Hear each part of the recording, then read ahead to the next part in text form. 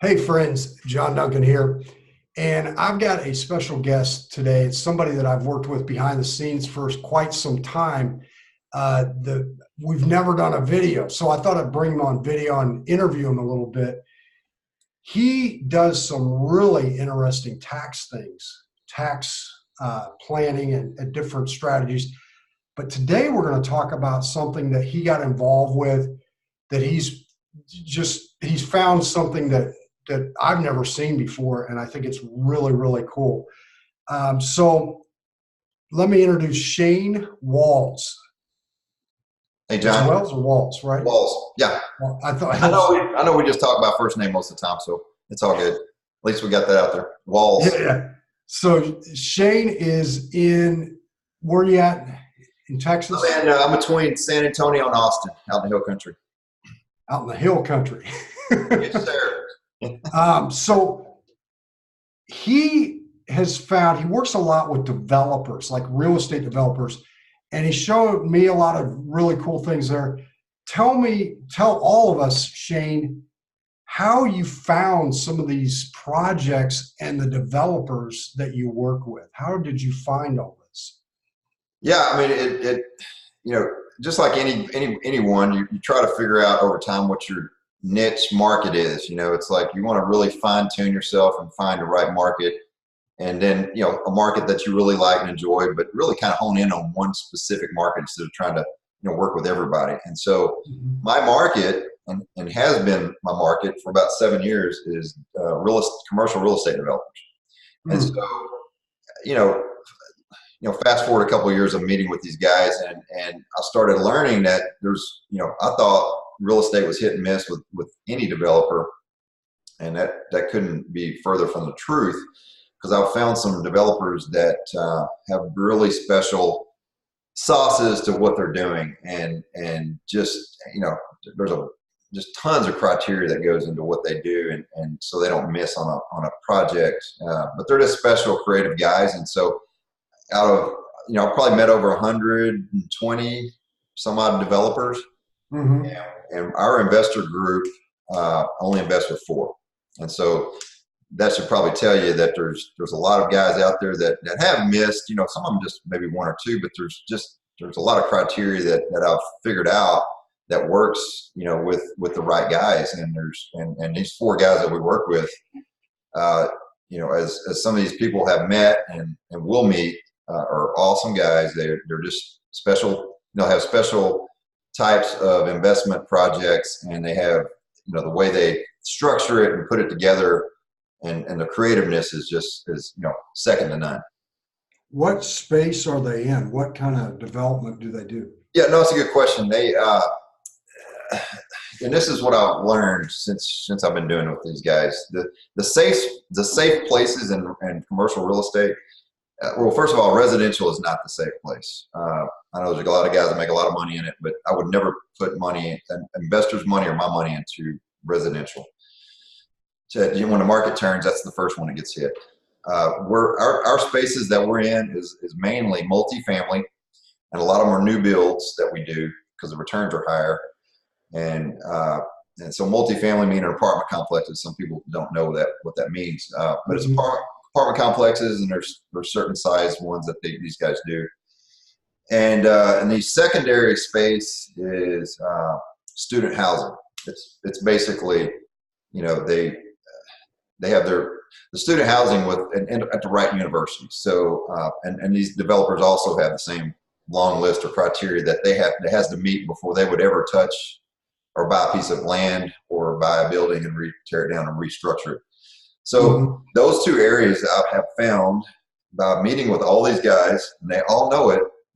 Some of them are not in those spaces, and they wish they had started that way, because they know those are the two of the safest places to be in commercial real estate. And if you got the right developer behind it, you just don't miss. And so that's how I've kind of figured out who to work with on these deals. And it goes a lot deeper than that, but that's the spaces that we're involved in right now with multiple developers. Now, how are investors like uh, if I or clients put money in there. What's protection? What's the protection? Yeah, well, that's stuff that I've developed over time, and because I want to, I just want to let everybody know that every project that we invest in, or that I recommend investing in, or show my group of investors, I also personally put my own money in. So put your money where your mouth is. Yeah, and I couldn't imagine. I know there's a lot of funds and different things like that, and some of them do really well, but I just think, I'm growing my own wealth with all this stuff. That was my first priority. It wasn't, and now I've got a huge following. So that's kind of came with me, investing my own money for my own, and I'm very conservative.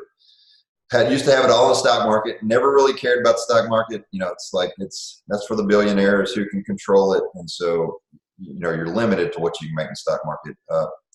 Real estate's way different. I've always wanted to get into it. Now I've just found a way to do it. But I'm going to try to do this as quick as possible and more effective for anybody watching this.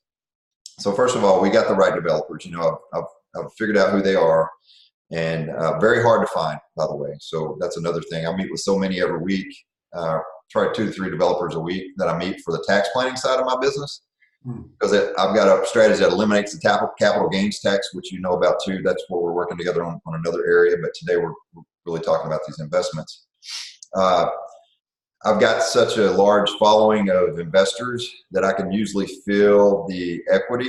So all these projects, it may be a $40 million project for, let's say, a multifamily that's 300 units, and they,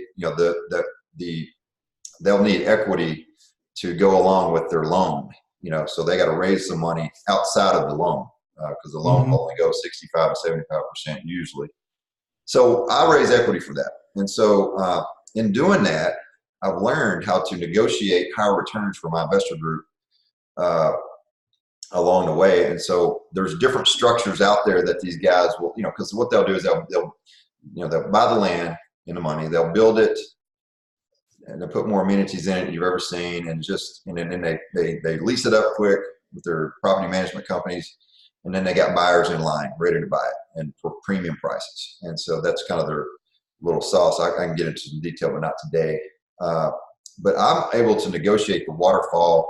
And when I say waterfall, that means the way we're paid out with higher percentages with our investor group, because I understand how they're all structured. There's a bunch of different ways to structure them out there, and that's where I come into play. And I do that before we get involved with these guys, after I've vetted them out and looked at everything and know that they're the right guys to work with. And then I go to work on the waterfall with them, and they're always open, because they've usually had some wealthy friends and family, and they're growing, and they need other equity, and they don't just want to pick a partner or pick a bunch of people they don't know. So they come, I don't know of any other person that does what I do, but it's just got to be a family type atmosphere where we bring in the right people. Like, I'm not looking for a bunch of investors. I'm looking for just the ones that fit our family profile, basically. Yeah. There's plenty of people that we haven't invited in our group for good reason, because we want a low stress environment. We're out to make money all together as a family, and we all trust each other, and that's what we have to do. So I negotiate a higher return with these guys up front before we even get involved with them. So that's one thing. Second thing, I require the developer to sign the note on the senior loan. So if the note's $30 million, for that loan, the guys we're going to be working with, we're going to be signing that note. So they're personally guaranteeing the note, and then we will fill in the equity, and so that puts them on the hook. So it's if they're not involved, we don't work with just developers that are just in it for the fee. We're working with developers who actually are growing their own wealth with these projects, and it's real easy to find these. To differentiate the two. It's not hard. It's hard to find these good guys, but it's very easy to differentiate guys that are just in it for the fee versus the guys that are growing their own wealth. Can I pause you for one quick second? Sure. When you say in it for the fee, are you meaning they're just for the construction fee, or? So a developer charges a developer fee on every project, and it's a certain percentage, but let's just say the project is a $40 million project, and it's whatever percent it is, maybe $1.5 million. say that's their fee to set all that, to structure everything and develop it. So they're not in the actual project like as an owner. Is that what? Right. So they're just in it for the fee. And there's a lot of those out there, but they don't have any skin in the game. They're not big enough to sign their own name on the note. So that's one problem right there. If they're not, we're looking for the guys that have been doing this long enough to understand how everything works, and they're putting their names on the note. So they're signing on the dotted line for the big loan. So they're on right. And then we also, I'll tell you about the equity side of it in a second, but the other thing that I've structured too with these guys is we as equity investors, I'll give you an example. We own part of the LLC that owns the project. So there's a project, the last one I put $500,000 into one in Austin with one of my good developers there. And I own about 4% of that project with that amount of money of my equity. And so I actually own part of the LLC that owns the project, which is better than just getting a piece of paper saying, here's what you put in and blah, blah, blah. So it's another layer of protection, because this is how we all as a group can come together and make decisions. So what the developer does is when it's time to sell, or they've got it leased out and the market's still right, time in the market to sell, then we'd get together and he'd make sure everybody's on board with that. So it's all, we get a say in everything, but of course we usually will go with their, with what they come up with, but it's we own part of that LLC. We don't just get a piece of paper. So it's another level of protection, because the project's always going to be worth money. So you're not going to ever lose all your money, which is what a lot of people are scared of. And I totally understand that, because of real estate, there's a bunch of scam artists out there doing stuff, and so it's just been kind of crazy. But it's hard to find these kind of deals, and so I'm all my investors, because I'm the front leader and I'm going to be investing. And if I'm going to invest, this is all the stuff that's got to be in place before anybody else comes along with me. Then I put it all out there and everybody's gets to see the project, and we fill these things quick. So we don't ever have a problem with that. And so we're always looking for great, good people to invest that are really, somebody that's not, they don't call us. They don't need to call us every day. It's like once they meet these guys, they have to meet them. That's the other criteria. But the other thing that these developers have to do is they have to put in 10 to 20% of the equity. So they're involved. Yeah, the equity, let's just say it's a $40 million loan, like I was saying before, and maybe they had to raise $10 million in equity, and we raised $8 million, and they're putting in $2 million. They're right there with us. So we're side by side and we're partners. And so they signed on the loan for the $30 million, and they put a couple $1 million into the equity side of it. So that's the two things that I see the guys that are growing their own wealth, and they're not in it for the developer fee, and that's what we're looking for. And so all those are the things that I have to have in place, before we even really get into looking at their projects. I've already looked at them, but I'll go through.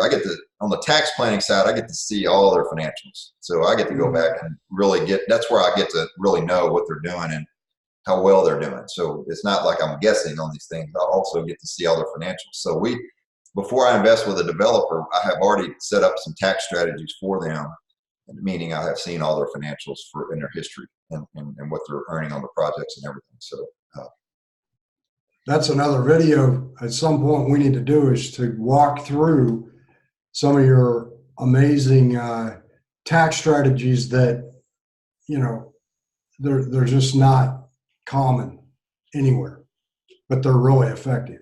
So, great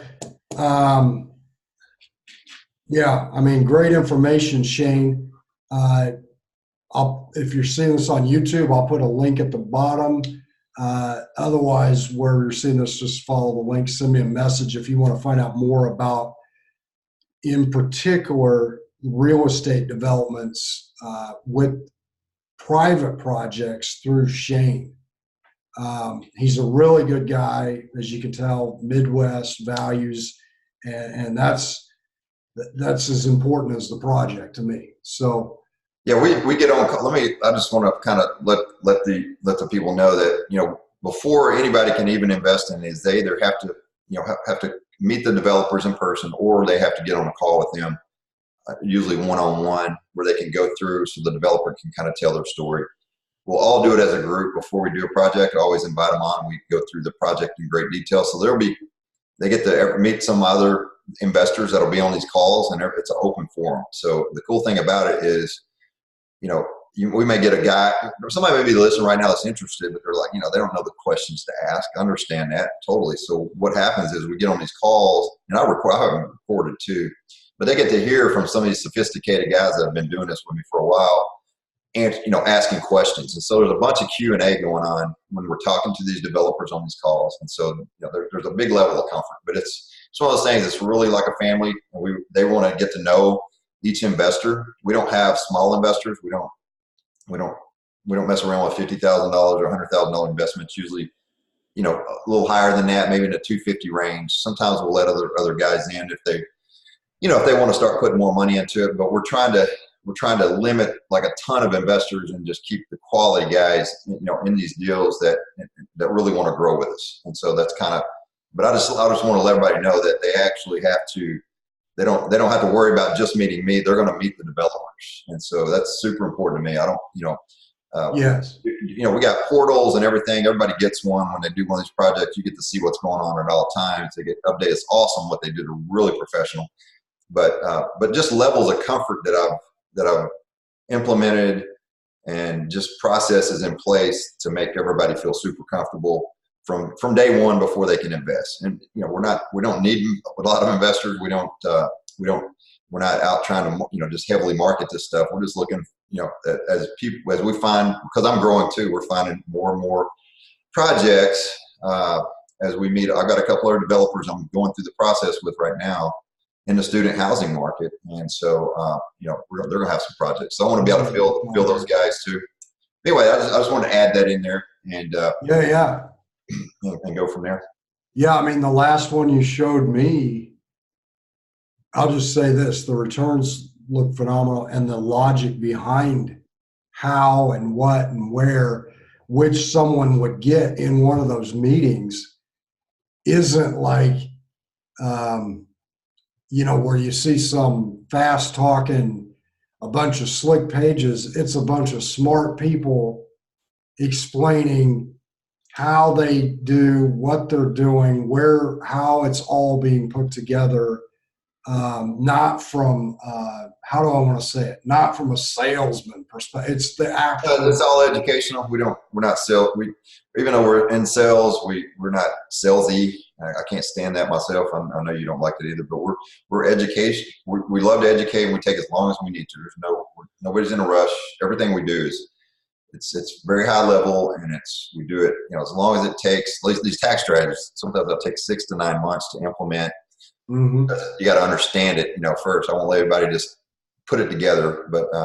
But by the way, the returns on these projects, what I'm looking for personally and for my investor group, is 2x in 2 to 3 years. So our goal is to find projects that can get us to double our money in 2 to 3 years. I know that the people that are listening to this, they've been in the stock market. You never get that, not even close.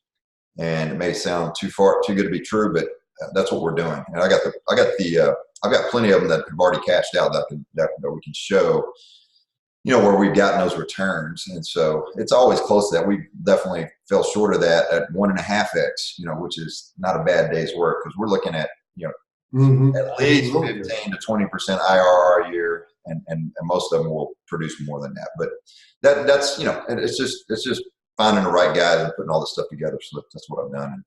Yeah. But I appreciate you having me today, and look forward to working together some more.